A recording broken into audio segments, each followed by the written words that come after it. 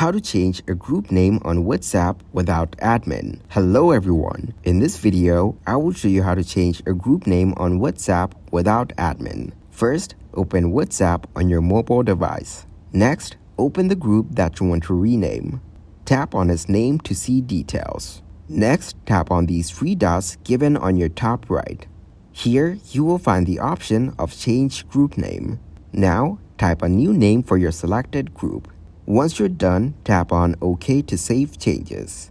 After a few seconds, the group name will be updated. You can again change it later if you want to. So that's how you can change the group name in WhatsApp without admin. Also, check out our video on how to know if someone has blocked you on WhatsApp without texting them. Thank you guys for watching this video. Hope you got some value.